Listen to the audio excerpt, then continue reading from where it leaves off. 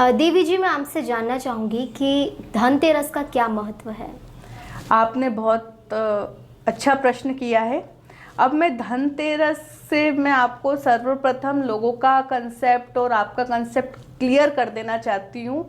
ये सिर्फ धन खरीदने, चांदी के सिक्के खरीदने या बर्तन खरीदने से तात्पर्य नहीं है। सतयुग में जब यह देवासुर संग्राम के पहले की कथा है ये, कि जब समुद्र मंथन चल रहा था, भगवान विष्णु जी ने कश्यप जी का अवतार लिया। उसके पश्चात जब समुद्र मंथन पूर्ण होने को ही आया था तो अमृत का कलश लेकर के धन्वंतरी भगवान निकले थे। अभी जो धन्वंतरी भगवान हैं, ये औषधियों का इनके पास में खजाना था और अमृत कलश लेकर के आए थे। तो इसीलिए उनका जो जन्म है, उनकी जयंती है, धन्वंतरी जयंती है, उस दिन से यह पर्व जो है धनतेरस कहलाया गया है। जी। क्या होता है, देखो दिवाली आने वाली होती है, ये लोगों के कंसेप्ट अच्छे हैं कि घर में नई वस्तु आनी चाहिए, नया कपड़ा आना चाहिए, नए आभूषण आने चाहिए, नए बर्तन आने चाहिए। पर इसका अगर आप शास्त्रीय मतलब निकालेंगे ना, तो शास्त्रीय मतलब धनतेरस का धन्वंतरी भगवान के जन्म से है, जो कि सतयुग में घटित था। अब ठीक है, अब लोगों की मति ऐसी हो गई है कि धनतेरस है, सिक्का लाना चाहिए, अलग अलग लोग अलग अलग तर्क देने चाहिए कि चांदी तो खरीदनी चाहिए, तांबे का कुछ आना चाहिए, घर में रंगोली बनानी चाहिए, इस दिन छोटी दिवाली है। अब देखिए, छोटी दिवाली, बड़ी दिवाली, हम तो यही मानते हैं कि दिवाली तो एक ही होती है जो अमावस्या के दिन है। बाकी अगर आप उत्तर भारत में जाके देखें तो वो अहोई अष्टमी जो तिथि है उसको वो दिवाली मानते हैं। कोई हम जैसे इधर मध्य भारतीय लोग हैं, ये हम देव उठनी 11 को छोटी दिवाली मानते हैं, और कोई लोग धनतेरस को छोटी दिवाली मानते हैं। तो सबकी अलग अलग धारणाएं बनी हैं कि छोटी दिवाली, बड़ी दिवाली। पर धनतेरस को धन्वंतरी भगवान का जन्म हुआ है। मैं एक और बात थोड़े लोगों के ज्ञान के लिए बता देना चाहती हूँ।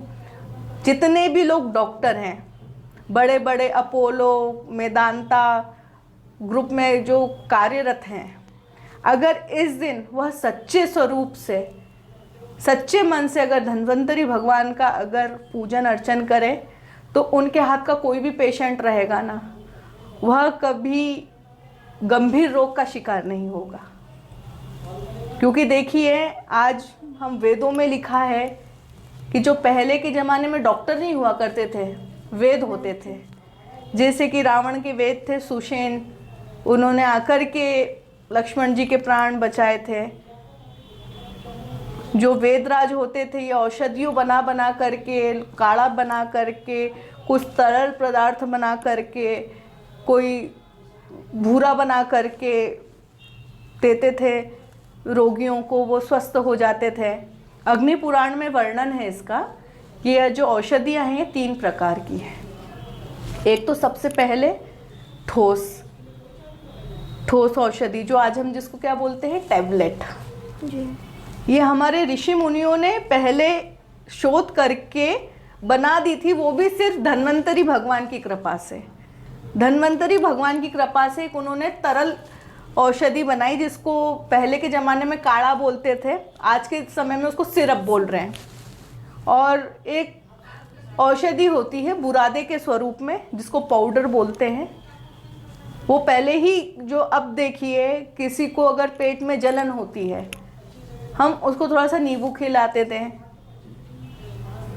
तो क्या होता है, उसकी पेट में का जो रोग होता है वो ठीक हो जाता। पुदीने की पत्ती खिला देते हैं।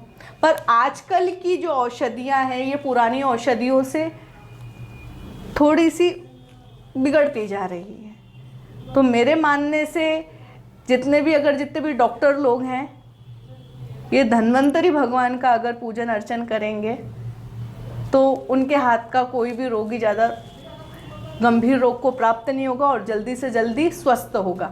और हम सभी, जितनी भी ये जनता है, हो सके, देखिए धन्वंतरी भगवान तो अब हमको दिखने से रहे नहीं, बस उनकी तस्वीर पे हम जा कर के अगरबत्ती लगा देंगे, उनका पूजन अर्चन करेंगे, उनको नैवेद्य अर्पित करेंगे।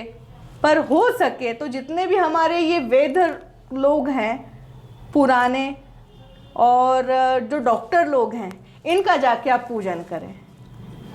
और मैं दावे से बोल रही हूँ, कोई भी रोगी नहीं रहेगा। देखिए आज प्रत्येक के घर में कोई ना कोई किसी ना किसी बात का रोगी रहता ही है।